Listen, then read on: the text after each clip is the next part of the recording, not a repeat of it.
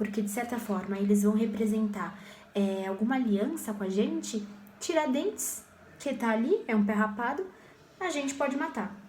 Então a gente sabe como foi péssima a história, o que eles fizeram com Tiradentes, enforcaram ele, depois cortaram os pedaços do corpo dele e expuseram na cidade para que todo mundo pudesse ver, olha, se vocês quiserem fazer uma revolução, é isso aqui que vai acontecer com vocês. E foi a maneira que a coroa quis acabar com essa revolução, certo?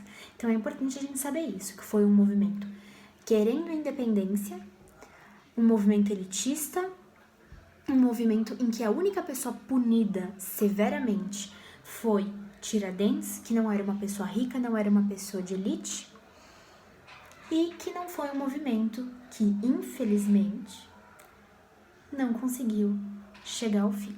Felizmente, porque muito provavelmente, aqui é um parecer meu, mas se a Inconfidência tivesse acontecido, provavelmente a história teria sido diferente.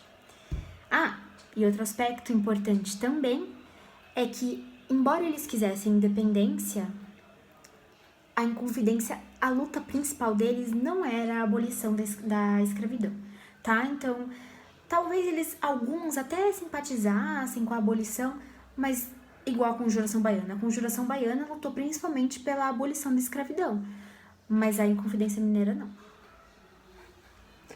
Olá, meus súditos!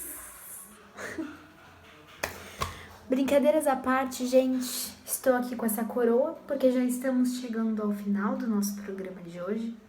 Vocês sabem que o nosso programa ele é bem assim, divertido, não é nada formal.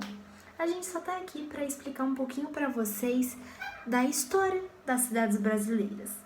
E hoje estamos vendo Ouro Preto, que foi uma cidade, olha, importantíssima e de muita, muita, muita história. É por isso que vocês, historiadores de plantão, não podem perder o programa de hoje, certo? Se vocês não conseguiram ver ao vivo, vocês podem entrar no YouTube da TV Cultura para ver, certo? Então, chegando ao final da nossa aulinha de hoje, vamos falar sobre arquitetura. Eu estou aqui toda princesa, porque a arquitetura de Ouro Preto foi uma arquitetura muito rica. É uma arquitetura que esbanjava o poder daquela cidade. Esbanjava o fato de que nós temos ouro, nós somos ricos, certo?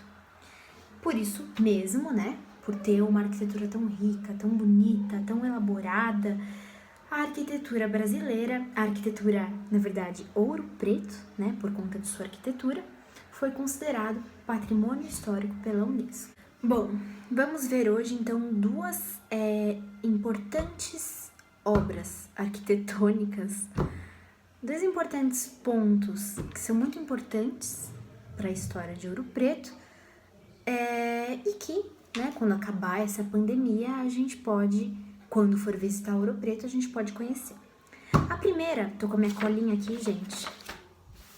A primeira é a Igreja São Francisco de Assis. Eu vou tentar deixar uma foto aqui depois, tá? Daí vocês veem ela. Mas a primeira foi a Igreja São Francisco de Assis. Então foi uma igreja feita bem no começo, né, do Barroco, como eu já comentei. Foi uma igreja feita 100% por Aleijadinho.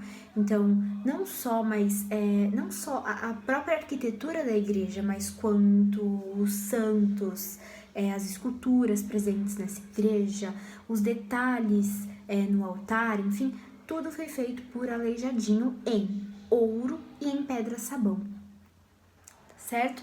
Então, é uma igreja que a gente precisa ver quando for lá para Ouro Preto, e que ela diz muito respeito do Barroco, como a gente já comentou, e do catolicismo, que sempre na nossa história a Igreja Católica ela dominou a nossa história, dominou povos, inclusive as artes. O movimento artístico que dominava essa época foi o Barroco, né, e também apresentava o Rococó, e inclusive a gente precisa saber que Aleijadinho, ele era de Ouro Preto, né? Aleijadinho foi um dos maiores escultores de todos os tempos aqui do Brasil.